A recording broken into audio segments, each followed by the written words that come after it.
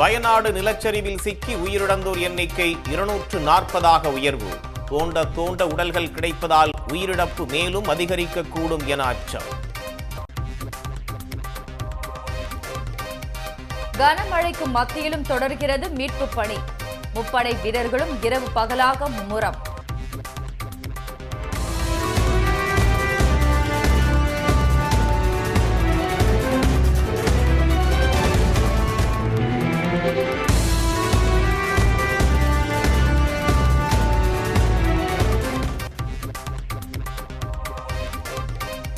வயநாட்டில் நிலச்சரிவு ஏற்பட்ட இடங்களில் 2 ஹெலிகாப்டர்கள் மூலம் மீட்பு பணிகள் நடைபெறுவதாக பினராயி விஜயன் விளக்கம். நிலச்சரிவில் சிக்கியவர்களில் 191 பேரை காணவில்லை என்றும் தகவல்.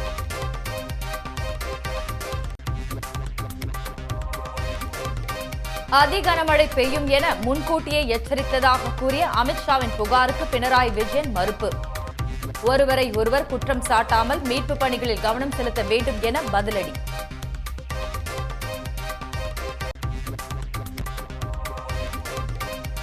வயநாடு நிலச்சரிவில் சிக்கி உயிரிழந்த தமிழர்களின் எண்ணிக்கை 10 அதிகரிப்பு. ஒரே குடும்பத்தைச் சேர்ந்த 6 பேர் உயிரிழந்த சோகம். வீடுகள், பள்ளிகள், வாகனங்கள், சாலைகளை அடித்துச் சென்ற நிலச்சரிவு.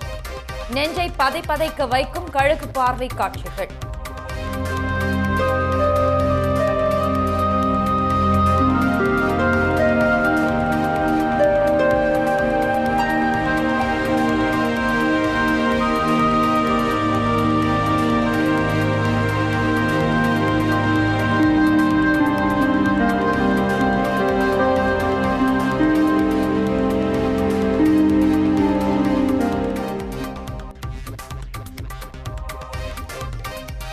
கர்நாடக அணைகளில் இருந்து 2,20,000 கன அடி நீர் காவிரியில் வெளியேற்றம். நீர்வரத்து அதிகரிப்பால் மேட்டூர் அணையில் நீர் திறப்பு 1,70,000 கன அடியாக அதிகரிப்பு.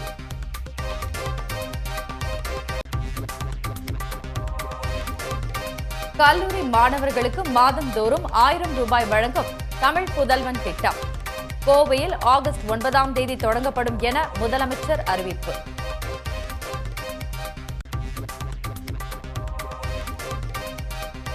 ராகுல் காந்தி பற்றி பாஜக எம்பி அனுராக் தாக்கூர் பேசிய சர்ச்சை கருத்தை எக்ஸ் தளத்தில் வெளியிட்டதற்கு எதிர்ப்பு.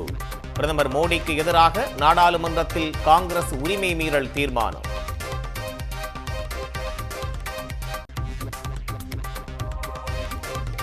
பயிற்சி முடிக்கும் முன்பே சர்ச்சையில் சிக்கிய ஐஏஎஸ் அதிகாரி பூஜா ஹெட்கரின் தேர்ச்சி ரத்து. மாற்றுத்திறனாளி என்றும் ஓபிசி என பொய் சான்றிதழ் கொடுத்த குற்றச்சாட்டில் அதிரடி நடவடிக்கை. கேரளாவில் இதுவரை இல்லாத மோசமான பேரழிவு ஏற்படுத்திய வயநாடு நிலச்சரிவில் சிக்கி உயிரிழந்தவர்கள் எண்ணிக்கை 251 அதிகரித்துள்ளது. நிலச்சரிவால் பாதிக்கப்பட்ட இடங்களை எதிர்க்கட்சித் தலைவர் ராகுல் காந்தி, காங்கிரஸ் பொதுச் செயலாளர் பிரியங்கா காந்தி, கேரள முதலமைச்சர் பினராயி விஜயன் ஆகியோர் நாளை பார்வையிடுகின்றனர். கனமழை, காட்டாற்று வெள்ளம், நிலச்சரிவு என அடுத்தடுத்து ஏற்பட்ட இயற்கை பேரிடரால் பாதிக்கப்பட்ட வயநாடு மாவட்டத்தில் மீட்பு பணிகள் 2வது நாளாக நடைபெற்றன. முண்டக்கை, சூரல்மலை, மேப்பாடி உள்ளிட்ட இடங்களில் பாதிக்கப்பட்ட மக்களை மீட்கும் பணியில் ராணுவம், விமானப்படையுடன் கடற்படையும் இணைந்துள்ளது. நிலச்சரிவால் பாதிக்கப்பட்ட பகுதிகளை இணைக்கும் அட்டமாலா, முண்டக்கை இடையிலான பாலம் நிலச்சரிவினால் முழுமையாக துண்டிக்கப்பட்டிருப்பதால் அப்பகுதிகளை சென்றடைவதில் சிக்கல் நீடிக்கிறது. இதனால் கயிற்றின் மூலமும் ஹெலிகாப்டர் மூலமுமே பாதிக்கப்பட்ட இடங்களை அடையும் நிலை உள்ளது.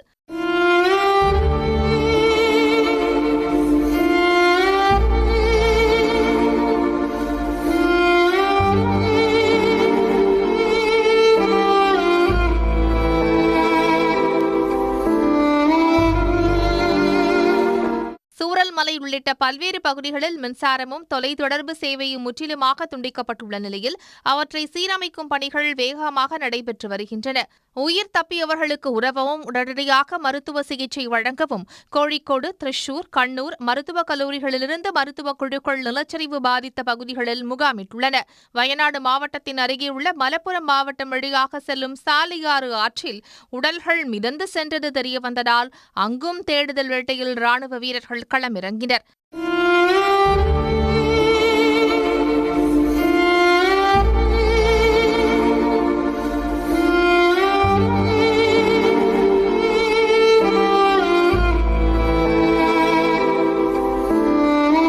இதனிடையே நிலச்சரிவால் ஏற்பட்ட பாதிப்பு மற்றும் மீட்பு பணிகள் குறித்து கேரள முதலமைச்சர் பினராயி விஜயன் அவசர ஆலோசனையில் ஈடுபட்டார். பின்னர் செய்தியாளர்களிடம் பேசிய அவர், நிலச்சரிவு ஏற்பட்ட இடங்களில் 2 ஹெலிகாப்டர்கள் மூலம் மீட்பு பணிகள் நடைபெற்று வருவதாக தெரிவித்தார். வயநாடு மாவட்டத்தில் நிலச்சரிவில் சிக்கி உயிரிழந்த 144 பேரின் உடல்கள் மீட்கப்பட்டுள்ளதாகவும், காணாமல் போன 191 பேரை தேடும் பணி நடைபெற்று வருவதாகவும் அவர் தெரிவித்தார். நிலச்சரிவிலிருந்து 5592 பேர் மீட்கப்பட்டுள்ளதாகவும், 19 கர்ப்பிணிகள் உட்பட 8017 பேர் 82 நிவாரண முகாம்களில் தங்க வைக்கப்பட்டிருப்பதாகவும் குறிப்பிட்டார். நிலச்சரிவு மீட்பு பணிகளை கேரள அமைச்சர்கள் 9 பேர் ஒருங்கிணைத்து வருவதாக கூறிய பினராயி விஜயன், நிலச்சரிவால் பாதிக்கப்பட்ட இடங்களை நாளை பார்வையிட உள்ளதாக தெரிவித்தார். கனமழை எச்சரிக்கை குறித்து ஒன்றிய அரசு முன்பே எச்சரித்ததாக உள்துறை அமைச்சர் அமித்ஷா கூறியதில் உண்மையில்லை என்றும், இந்திய வானிலை ஆய்வு மையம் கணித்ததை விட அதிகளவு மழை பெய்திருப்பதாகவும் அவர் கூறினார். எனவே மோசமான பேரழிவு சந்தித்திருக்கும் இந்த நேரத்தில் ஒருவரை ஒருவர் குற்றம் சாட்டாமல் மீட்பு பணிகளில் கவனம் செலுத்த வேண்டும் என்றும் பினராயி விஜயன் கேட்டுக் கொண்டார். நிலச்சரிவு நடந்த பகுதிகளை ஒருங்கிணைக்க கட்டுப்பாட்டு அறை அமைக்கப்பட்டு பணிகள் முழுவீச்சில் நடத்தி வருவதாக கூறிய கேரள முதலமைச்சர், மீட்பு நடவடிக்கைகளில் கடற்படையின் உதவி கோரப்பட்டிருப்பதாக தெரிவித்தார். தமிழ்நாடு, சிக்கிம் உள்ளிட்ட மாநிலங்கள் உதவியுள்ளதாக கூறிய அவர், நிவாரணப் பணிகளுக்கு அனைத்து தரப்பினரும் உதவுமாறு வேண்டுகோள் விடுத்திருக்கிறார். வயநாட்டில் நிலச்சரிவால் உருக்குலைந்து காட்சியளிக்கும் கிராமங்களில் கனமழைக்கு மத்தியிலும் மீட்பு பணிகள் தொடர்கிறது. மண்ணில் புதைந்த கட்டடங்களை கருவிகள் மூலம் வெட்டி அகற்றி அதில் சிக்கியவர்கள் மீட்கப்பட்டு வருகின்றனர். வயநாடு மாவட்டத்தில் கடந்த சில நாட்களாக பெய்த மிக அதிக கனமழையால் அங்குள்ள முண்டக்கை, சூரல்மலை, மேப்பாடி கிராமங்களில் நிலச்சரிவு ஏற்பட்டு ஏராளமானோர் உயிருடன் மண்ணில் புதைந்துள்ளனர். பாதிக்கப்பட்ட இடங்களிலிருந்து மக்கள் மீட்கப்பட்டு நிவாரண முகாம்களில் தங்க வைக்கப்பட்டு வருகின்றனர்.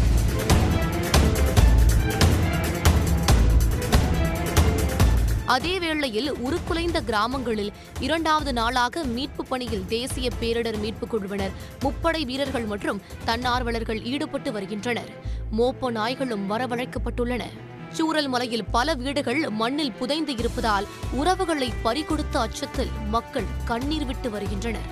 அத்துடன் சாலை ஆற்றில் அடுத்தடுத்து 51 உடல்கள் முழுவதுமாகவும் சிதைந்த பாகங்களாகவும் அடித்து வரப்பட்டது அவர்களை பேரதிர்ச்சியில் ஆழ்த்தியுள்ளது. மண்ணில் தோண்ட தோண்ட உடல்கள் கிடைப்பதும் பெரும் பீதியை ഏർപ്പെടുത്തിയുള്ളത്. പീസായിട്ട് നിലമ്പൂർ താലൂക്ക് ഹോസ്പിറ്റലിലൊക്കെ ബോഡി ഇരിക്കുക. അങ്ങനെ കുറേ പ്രശ്നങ്ങൾ, കുറേ ആളുകൾ തിരിച്ചറിഞ്ഞില്ല, ഐഡൻറ്റിഫൈ ചെയ്യാൻ കഴിഞ്ഞില്ല. ഇപ്പോഴും റെസ്ക്യൂ ഒക്കെ നടന്നുകൊണ്ടിരിക്കുന്നു. ഭയങ്കര ഒരു ദുരന്തം, കേരളം കണ്ട ഏറ്റവും വലിയൊരു ദുരന്തമാണ് ഇവിടെ സംഭവിച്ചിട്ടുള്ളത്. ഒരുപാട് നാശനഷ്ടങ്ങൾ, ഒരുപാട് ആളുകൾ പോയിട്ടുണ്ട്. ഏകദേശം 10-500ഓളം ആളുകൾ മിസ്സിംഗ് ആണ്. தனித்தீவுகளான பகுதிகளில் தற்காலிக பாலம் அமைத்தும் கயிறு கட்டியும் 1000க்கும் மேற்பட்டோர் மீட்கப்பட்டுள்ளனர்.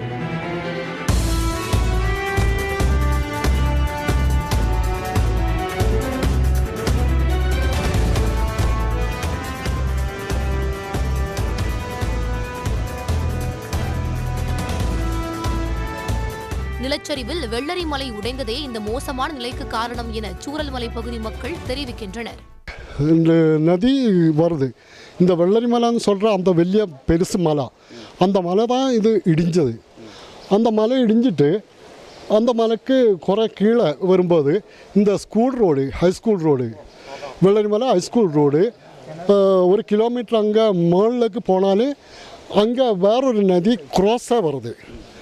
அப்போது பொட்டி வந்தால் அந்த நதி പിന്നെ அங்கே ஸ்டாப் ஆக்கி, அந்த க்ராஸ் வருத நதியில் ஸ்டாப் ஆக்கி, அப்போ அந்த நதி ஆள் தாமசம் இருக்குது ஏரியாலேக்கு கேறியாச்சு. இதனிடையே வயநாடு நிலச்சரிவில் சிக்கி இதுவரை 10 தமிழர்கள் உயிரிழந்திருப்பதாக தெரிவிக்கப்பட்டுள்ளது. அவர்களில் 6 பேர் சூரல்மலை தேயிலை தோட்டத்தில் பணிபுரிந்தவர்கள் என்றும், கோவை வால்பாறையைச் சேர்ந்த ஒரே குடும்பத்தினர் எனவும் தெரிய வந்திருக்கிறது. முண்டக்கையில் 200 வீடுகள் வெள்ளத்தில் அடித்துச் செல்லப்பட்ட நிலையில் மண்ணில் புதைந்த கட்டிடங்களை கருவிகள் மூலம் வெட்டி அகற்றியும் மக்கள் மீட்கப்படுகின்றனர். மீண்டும் பெய்யும் கனமழையால் 85 அடி நீளத்திற்கு தற்காலிக பாலம் அமைக்கும் பணியில் தொய்வு ஏற்பட்டுள்ளது. அப்பகுதியிலிருந்து வடமாநில தொழிலாளர்கள் 78 பேர் மீட்கப்பட்டிருப்பதாக அம்மாநில சுற்றுலாத்துறை அமைச்சர் தெரிவித்துள்ளார். எதிர்பாராத இயற்கை பேரிடரால் மேப்பாடி கிராமமும் முற்றிலும் சிதைந்து சேற்று குவியலாக காட்சியளிக்கிறது. கர்நாடக அணைகளில் இருந்து நீர் வெளியேற்றம் மீண்டும் அதிகரித்திருப்பதால் மேட்டூர் அணையிலிருந்து வினாடிக்கு 1,70,000 கன அடி நீர் திறக்கப்படுகிறது. கர்நாடகாவின் கிருஷ்ணராஜசாகர், கபினி அணைகளில் இருந்து வினாடிக்கு 2,20,000 கன அடி தண்ணீர் திறக்கப்பட்டுள்ளது. KRS அணையிலிருந்து 1,70,000 கன அடியும், கபினி அணையிலிருந்து 50,000 கன அடியும் நீர் வெளியேற்றப்படுகிறது. இந்நிலையில் ஒகேனக்கல் காவிரி ஆற்றுக்கு நீர்வரத்து வினாடிக்கு 1,40,000 கன அடியாக அதிகரித்திருப்பதால் அருவிகளில் காட்டாற்று வெள்ளம் போல் தண்ணீர் ஆர்ப்பரித்து கொட்டுகிறது.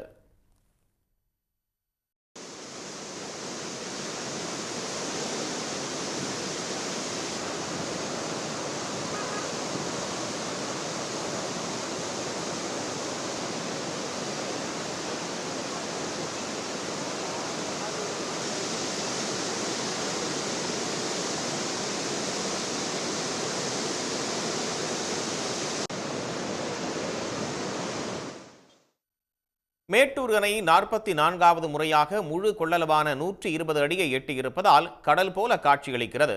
அணைக்கு 1,70,000 கன அடி நீர்வரத்து வந்து கொண்டிருக்கும் நிலையில் அவை அப்படியே வெளியேற்றப்படுகிறது.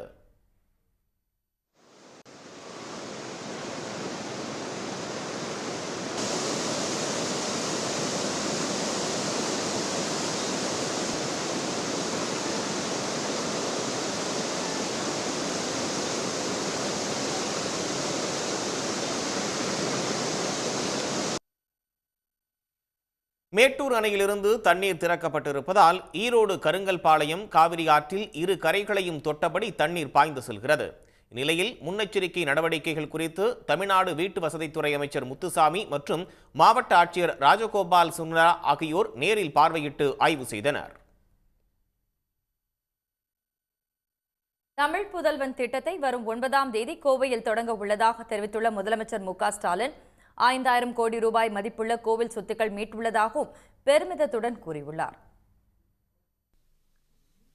சென்னை கொளத்தூரில் எவர்வின் பள்ளி வளாகத்தில் நடைபெற்ற கபாலீஸ்வரர் கலை மற்றும் அறிவியல் கல்லூரி மாணவிகளுக்கு நலத்திட்ட உதவிகள் வழங்கும் விழாவில் முதலமைச்சர் மு.க.ஸ்டாலின் கலந்து கொண்டார்.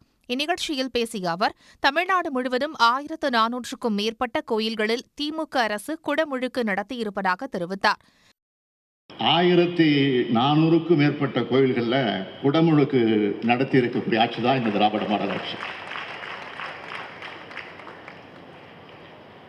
5,000 கோடி ரூபாய் மதிப்பிலான கோயில் சொத்துக்களை மீட்டு இருக்கோம். கோயில்கள் சார்பில் 10 கல்லூரிகளை உருவாக்கி இருக்கிறோம். அதில் ஒரு கல்லூரி தான் இந்த மயிலை கபாலீஸ்வரர் கல்லூரி என்பது மகிழ்ச்சியோடு தெரிவிச்சுக்கிறேன். தொடர்ந்து பேசிய முதலமைச்சர், சாதி, மதம், பொருளாதாரம், சமுதாய சூழல்கள் ஒருவரின் கல்விக்கு தடையாக இருக்கக்கூடாது என்பதை மாணவர்களிடம் தொடர்ந்து வலியுறுத்தி வருவதாக தெரிவித்தார். உயர்கல்வியில் பெண்களின் சேர்க்கையை அதிகரிக்கும் நோக்கத்துடன் அரசு பள்ளிகளில் படித்த மாணவிகளுக்காக அறிமுகப்படுத்தப்பட்ட மூவலூர் ராமாமிர்தம் அம்மையார் புதுமை பெண் திட்டம் பெண்களின் உயர்கல்வியில் பெரும் முன்னேற்றத்தை ஏற்படுத்தியிருப்பதாகவும் முதலமைச்சர் மு.க.ஸ்டாலின் கூறினார். அரசு பள்ளியில் படித்து உயர்கல்விக்கு வரக்கூடிய மாணவியருக்கு மாதந்தோறும் 1,000 ரூபாய் வழங்கக்கூடிய புதுமை பெண் திட்டம். அந்த திட்டத்தின் கீழே 2,73,000 மாணவிகள் பயன்பெற்று இருக்காங்க இது வரைக்கும். அடுத்து இதே மாதிரி மாணவர்களுக்கும் 1,000 ரூபாய் வழங்கக்கூடிய தமிழ் புதல்வன் திட்டம். அது வருகிற ஆகஸ்ட் 9ஆம் தேதி கோவையில் நான் தான் போய் தொடங்கி வைக்க போகிறேன். திமுக அரசு ஏற்படுத்தி தரும் வாய்ப்புகளை பயன்படுத்தி தமிழ்நாட்டு மாணவர்கள் முன்னேற வேண்டும் என்றும் பட்டங்களோடு சேர்த்து அனைத்து திறமைகளையும் கொண்டவர்களாக மாணவர்கள் வளர வேண்டும் என்றும் முதலமைச்சர் மு.க.ஸ்டாலின் கேட்டுக் கொண்டார். வயநாட்டில் நிலச்சரிவு தொடங்கிய இடமான முண்டக்கை கிராமத்தில் இருந்து சூழல்மலைக்கு போக்குவரத்து துண்டிக்கப்பட்டுள்ளது. கனமழையால் இரு பகுதிகளையும் இணைப்பதற்கான பாலம் அமைப்பதிலும் சிக்கல் நிலவுகிறது. மனித சக்தியை மட்டுமே கொண்டு நடக்கும் மீட்பு பணிகளில் தொய்வு நிலவுகிறது. களத்தில் இருந்து நமது செய்தியாளர் செந்தில்நாதன் தரும் நேரடி தகவல்களை இப்போது பார்க்கலாம். இங்கே என்னன்னா, இப்போ இந்த பகுதியில் இந்த புதை மண் இருக்குது பார்த்தீங்களா, இதுக்குள்ளே ஏகப்பட்ட உயிர்கள் உள்ளே இருக்கிறதா அஞ்சப்படுது. இப்போ இருக்கிற நிலைமைக்கு. அதனால எங்கெங்கே அந்த இப்போ மோப்ப நாய் கொண்டு வந்திருக்காங்க, டாக் ஸ்குவாடு வந்திருக்காங்க, இராணுவம் வந்திருக்காங்க, மற்ற நம்ம வாலண்டியர்ஸு நிறைய பேர் வந்திருக்கோம். தமிழ்நாட்டிலேருந்து கேரளா, கர்நாடகா எல்லா மாநிலத்தை சேர்ந்தவங்களும் வந்திருக்காங்க. இப்போ என்னென்னா இதுக்குள்ளே வந்து ஒரு 30 பேர் பக்கம் இருக்கலாம்னு சொல்லி மக்கள் மத்தியில் பேசப்படுது. இந்த பள்ளிவாசல் அப்புறம் பார்த்தீங்கன்னா இதுக்கு பின்னாடி அந்த ஓரம் இருக்குது பார்த்தீங்களா, அது வர போயிருக்குதுங்க. அதெல்லாம் அதுக்குள்ளே ஒரு 30க்கு மேற்பட்டவர் இருக்கிறதா ஒரு தகவல் சொல்கிறாங்க. ஆனால் என்னங்கிறது இனிமேல் தான் முழு விவரம் தெரிய வருங்க. இப்போ நீங்கள் மட்டுமே எவ்வளோ உடல்கள் எடுத்துருக்கோம்? நாங்கள் மட்டுமே ஒரு 4 உடல்களை எடுத்துருக்கோம். இப்போ வரைக்கும் சொல்லுங்கள், நீங்கள் என்ன சொல்ல வரீங்க? திரும்பி அதாவது வந்து என்னென்னு கேட்டிங்கன்னா கொஞ்சம் காலதாமதமாக ஆகும். காலையிலேருந்து 5 மணிலேருந்தே நாங்கள் இங்கே இருக்கிறோம். எல்லா அதிகாரிகளும் இராணுவ வீரர்களும் வந்தாங்க, எல்லா உதவிகளையும் செஞ்சுட்டு இருக்கிறாங்க. மழை சற்று இப்போ தான் கொஞ்சம் வெயில் அடிக்க ஆரம்பிச்சிருக்குது. அதனால் வந்து கொஞ்சம் தாமதம் இல்லாமல் இப்போ கொஞ்சம் ஸ்பீடாக வேலை போயிட்டுருக்குது. இங்கேருந்து நம்ம ஒரு பாடியை ரெக்கவர் பண்ணி கொண்டு போனோம்னா குறைஞ்சபட்சம் ஒரு 2 கிலோமீட்டர் நம்ம தோல் வச்சு தான் கொண்டு போக வேண்டிய சூழ்நிலை இருக்குது. இங்கே பின்னாடி ஒரு பகுதியை பார்க்கலாம், நம்ம ஒளிப்பதிவாளர் வந்து ஜூம் பண்ணி காமிப்பார். இது வந்து ஒரு மிகப்பெரிய நதி மாதிரி உங்களுக்கு காணலாம். ஆனால் இது நதி கிடையாது. இங்கேயே கிட்டத்தட்ட 100கணக்கான வீடுகள் இந்த இடத்துல மட்டுமே குறிப்பாக இருந்தது. அது வந்து ஒரு மலைப்பகுதி. அந்த மலைப்பகுதியை சார்ந்து 100கணக்கான வீடுகள் இந்த இடத்துல இருந்தது. அந்த வீடுகள் அனைத்துமே இருந்த தடம் தெரியாமல் அடித்து செல்லப்பட்டிருக்கிறது. மீட்பு படைக்கு இங்கே மிக முக்கியமானது தேவை. இங்கே வந்து மின்சாரம் துண்டிக்கப்பட்டிருக்கு, இங்கே வந்து ஒரு செல்ஃபோன் நெட்வொர்க் கிடையாது. இந்த மாதிரி பல பிரச்சனைகள் இருக்குது. மின்சாரத்தை சரி செய்யறதுக்கான தொழில்நுட்ப வல்லுநர்கள் இங்கே வந்துகிட்டு இருக்காங்க. முதல்ல இவர்கள் வரணும்னா அந்த சாரல்மாலா மற்றும் இந்த முண்டக்கை ஆகிய 2 பகுதிகளை இணைப்பதற்கு ஒரு பாலம் தேவை. அந்த பாலத்தை வந்து தற்பொழுது MEG மெட்ராஸ் இன்ஜினியரிங் குரூப்ஸ் தம்பி படையினர் வந்து தற்பொழுது அந்த பாலத்தை கட்டி வருகிறார்கள். கட்டி முடிக்கப்பட்ட பிறகு இங்கு அனைத்து உபகரணங்கள், அதிநவீன உபகரணங்கள், JCB உள்ளிட்ட அதிநவீன உபகரணங்கள் இங்கு வர முடியும். அப்பொழுதுதான் இந்த வந்து ஒரு மீட்பு பணியானது ஒரு உச்சகட்டத்தை எட்டும். பயிற்சி முடிக்கும் முன்பே சர்ச்சையில் சிக்கிய IAS அதிகாரி பூஜா ஹெட்கரின் IAS தேர்ச்சியை ஒன்றிய அரசு பணியாளர் தேர்வாணையம் அதிரடியாக ரத்து செய்துள்ளது. மாற்றுத்திறனாளி என போலிச் சான்றிதழ், OBC என பொய்ச் சான்றிதழ் வழங்கி பூஜா ஹெட்கர் IAS தேர்வில் தேர்ச்சி பெற்றதாக குற்றச்சாட்டு எழுந்தது. இந்த நிலையில் மராட்டிய மாநிலம் புனேவில் பூஜா ஹெட்கர் பயிற்சி IAS ஆக இருந்தபோது தனக்கு தனி அறையும் காருக்கு சைரனும் வேண்டும் என்று நெருக்கடி கொடுத்ததாக புகார் எழுந்தது. பல்வேறு புகார்களை அடுத்து பூஜா ஹெட்கரின் IAS பயிற்சியை ரத்து செய்து விசாரணைக்கு உத்தரவிட்டிருந்த UPSC விசாரணைக்கு பின்னர் அவரது IAS தேர்ச்சியை எதிரடியாக ரத்து செய்துள்ளது. அதேபோல இனிமேல் UPSC நடத்தும் தேர்வுகளில் பங்கேற்கவும் அவருக்கு தடை விதிக்கப்பட்டுள்ளது. முன்னதாக போலிச் சான்றிதழ் குறித்து UPSC சார்பில் அளிக்கப்பட்ட புகாரில் போலீசார் குற்ற வழக்கும் பதிவு செய்துள்ளனர். இந்த வழக்கில் டெல்லி நீதிமன்றத்தில் பூஜா ஹெட்கர் தாக்கல் செய்திருந்த முன்ஜாமீன் மனு மீதான விசாரணையும் ஒத்திவைக்கப்பட்டுள்ளது. அதே நேரத்தில் புனேயில் பூஜா ஹெட்கரின் தாயார் சமீபத்தில் நிலப்பிரச்சினை ஒன்றில் துப்பாக்கியை காட்டி மிரட்டியதாக கைது செய்யப்பட்டு சிறையில் அடைக்கப்பட்டுள்ளார். வயநாடு நிலச்சரிவுக்கு தேவைப்பட்டால் மேலும் உதவி செய்ய தயாராக இருப்பதாக முதலமைச்சர் மு.க.ஸ்டாலின் தெரிவித்துள்ளார். சென்னை கொளத்தூர் சட்டமன்ற தொகுதியில் உள்ள எவர்வென் பள்ளி வளாகத்தில் இந்து சமய அறநிலையத்துறை சார்பில் கபாலீஸ்வரர் கலை அறிவியல் கல்லூரியில் பயின்ற மாணவ மாணவிகளுக்கு நலத்திட்ட உதவிகளை வழங்கினார். தொடர்ந்து செய்தியாளர்களிடம் பேசிய அவர் வயநாடு நிலச்சரிவு குறித்து கேரள முதலமைச்சர் பினராயி விஜயனிடம் தொலைபேசி மூலம் தொடர்பு கொண்டு பேசியதாக தெரிவித்தார். நிவாரணப் பணிக்காக தமிழ்நாடு அரசு சார்பில் IAS அதிகாரிகள் தலைமையில் குழு சென்றிருப்பதாக தெரிவித்த முதலமைச்சர் மருத்துவக் குழுவும் சென்றிருப்பதாக தெரிவித்தார். தமிழ்நாடு அரசு சார்பில் முதலமைச்சர் நிவாரண நிதியிலிருந்து 5 கோடி ரூபாய் நிதி வழங்கப்பட்டிருப்பதாக கூறிய முதலமைச்சர் மேலும் எந்த உதவியாக இருந்தாலும் செய்ய தயாராக இருப்பதாக தெரிவித்தார். அதுக்காக 2 IAS ஆஃபீஸர் தலைமையில் குழு அனுப்பிச்சிருக்கிறோம், மருத்துவ குழு அனுப்பிச்சிருக்கிறோம். அதுவும் இல்லாமல் தமிழக அரசின் சார்பில் முதலமைச்சர் நிவாரண நிதியிலிருந்து 5 கோடி ரூபா பணமும் அனுப்பிச்சிருக்கிறோம். இது தேவைப்பட்டாலும் பண்ணுறேன்னு சொல்லி.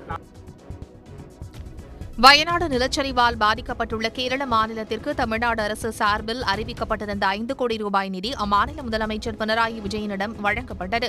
வயநாடு நிலச்சரிவால் கிராமங்களே மண்ணிற்குள் புதைந்து கடும் பேரிடர் நிகழ்ந்துள்ளது. நிலச்சரிவால் பாதிக்கப்பட்ட கேரள மாநில மக்களுக்கு உதவும் வகையில் தமிழ்நாடு முதலமைச்சர் மு.க.ஸ்டாலின் உடனடியாக 5 கோடி நிவாரண நிதி வழங்கப்படும் என்று அறிவித்திருந்தார். மேலும் மூத்த IAS அதிகாரிகள் கொண்ட குழு 10 மருத்துவர்கள் அடங்கிய குழுவினர் மற்றும் தீயணைப்பு குழுக்களையும் மீட்பு பணிக்கு உதவுமாறு முதலமைச்சர் உத்தரவிட்டிருந்தார்.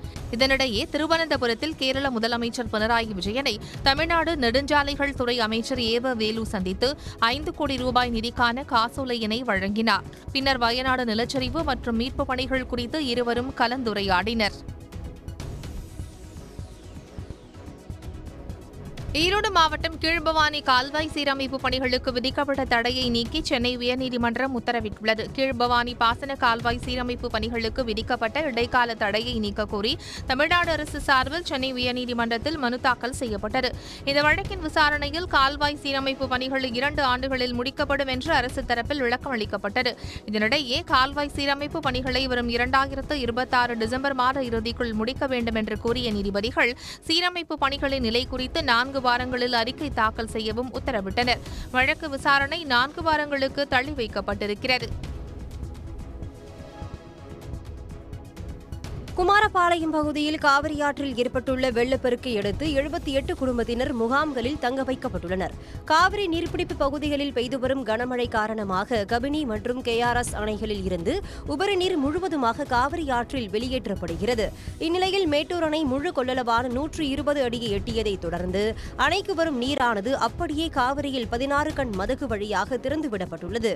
காவிரி ஆற்றில் வெள்ளப்பெருக்கு ஏற்பட்டுள்ளதால் காவிரி கரையோரம் உள்ள குமாரபாளையம், கலைமகள் வீதி மற்றும் மணிமேகலை வீதி, அண்ணாநகர் உள்ளிட்ட பகுதிகளில் வசிக்கும் 78 குடும்பங்களை சேர்ந்த 204 பேர் நகராட்சி மண்டபம் மற்றும் தனியார் திருமண மண்டப முகாம்களில் தங்க வைக்கப்பட்டுள்ளனர்.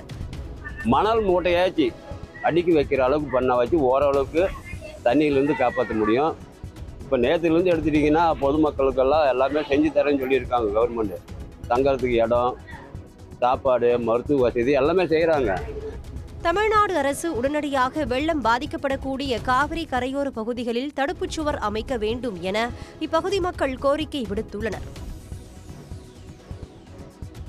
சீர்காழி அருகே கொள்ளிடம் ஆற்றில் அதிகளவில் உபரிநீர் வெளியேற்றப்படுவதால் கரையோர கிராமங்களுக்கு வருவாய்த்துறையினர் ஒலிபெருக்கி மூலம் எச்சரிக்கை விடுத்து வருகின்றனர்.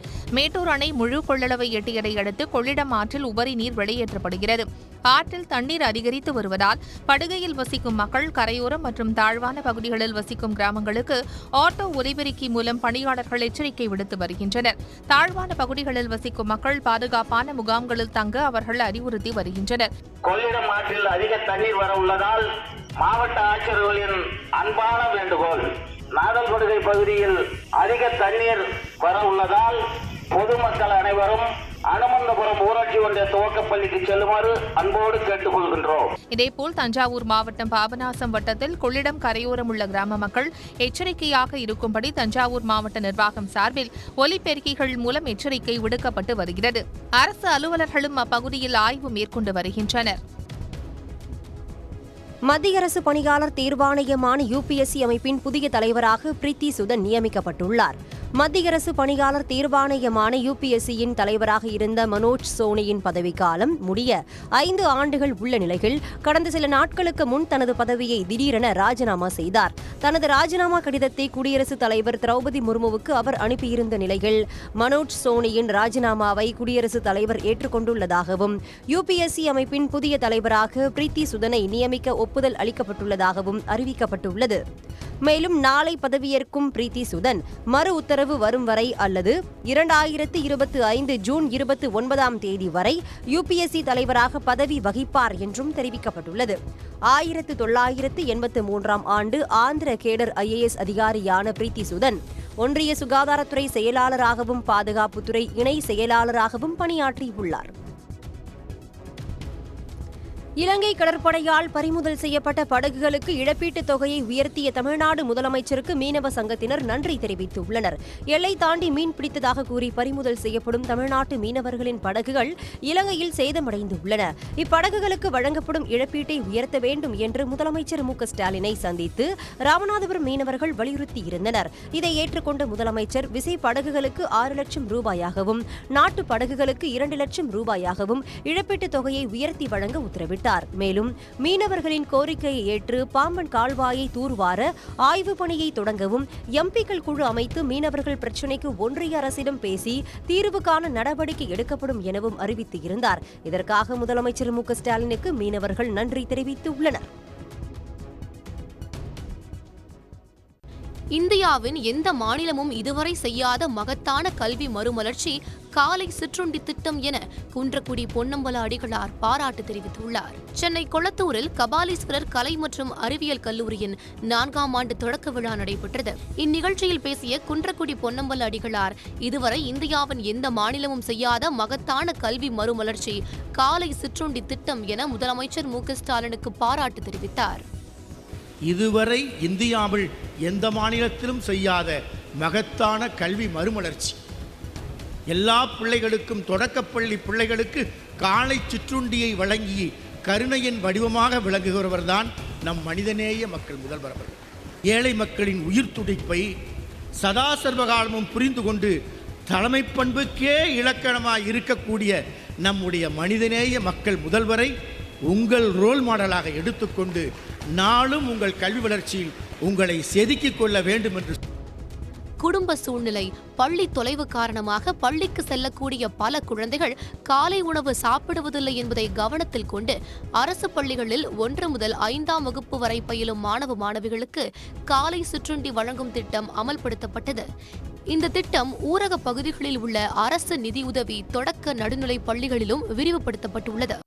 கேரளாவில் பெருக்கெடுத்து ஓடும் வெள்ளத்திற்கு நடுவே ஆற்று பாலத்தில் காரை இயக்கி நிறைமாத கர்ப்பிணியான தனது மனைவியை காப்பாற்றிய கணவரின் வீடியோ வெளியாகி பார்ப்போரை நெகிழ வைத்துள்ளது. தென்மேற்கு பருவமழை தீவிரமடைந்ததை அடுத்து கேரளாவில் கடந்த சில நாட்களாக கனமழை பெய்து வருகிறது. வயநாடு, இடுக்கி உள்ளிட்ட மாவட்டங்களில் பெய்த கனமழை காரணமாக அங்குள்ள ஏரிகள், ஆறுகள், அணைகள் முழுவதுமாக நிரம்பி வெள்ளம் பாய்கிறது.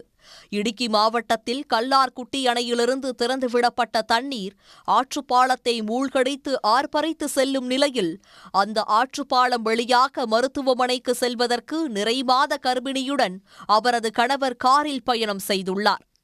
ஆல்டோ K10 மாடல் வகையை சேர்ந்த இந்த கார் எளிதாக ஆற்றில் அடித்து செல்லப்படும் அளவுக்கு எடை குறைவாக இருந்தபோதும் கர்ப்பிணி மனைவியை காப்பாற்ற வேண்டும் என்ற உத்வேகத்துடன் அவரது கணவர் துணிச்சலாக காரில் சென்றுள்ளார்.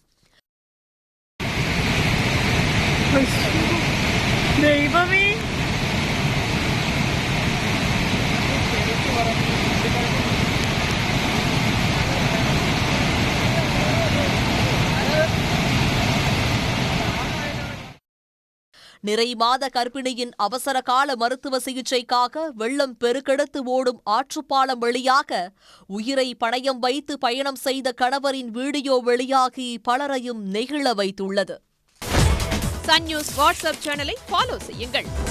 QR கோடை ஸ்கேன் செய்து சன் நியூஸோடு இணைந்திருங்கள்.